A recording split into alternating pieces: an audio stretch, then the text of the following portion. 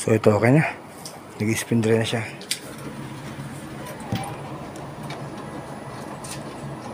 Umikot na.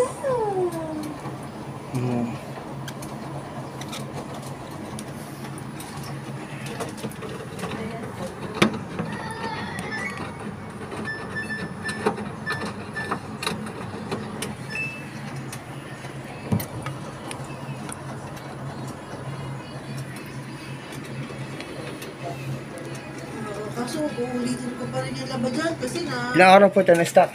Ha? Ilang araw pong na-stock? 3? 3. Oo, ulitin ko na lang ang laba dyan.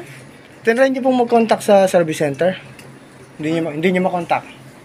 Yung nag-demo po niya, taga Samsung siya.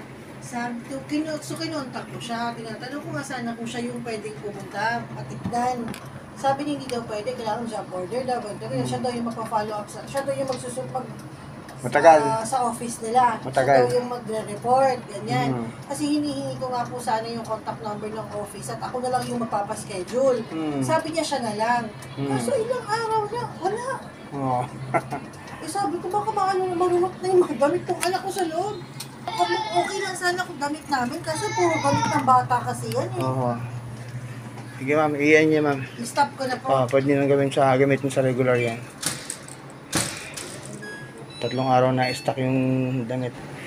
Tsaka marami po akong usually napupuntahan na hindi nagawa na ibang technician. Then kapag service center ang kausap, siyempre minsan may konting delay din. Sige ma'am, iisip ko lang to. So okay na siya, isara ko na. Open ko na kaya ako. Meron na pong time delay yung pag-open niya. Yun lang ang magiging ano.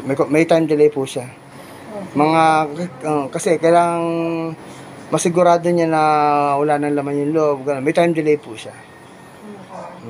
Kaya ito yan sabi, mga ilang ano yan. Usually po mga 3 minutes yung time delay na pag-open ng door niya. Hindi pwede siyang immediately ma-open. Kaya maghihintay tayo ng ilang minuto. Sige, tignan ko mag-open.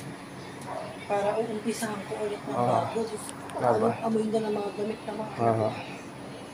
Okay na. Pwede siyang gamitin.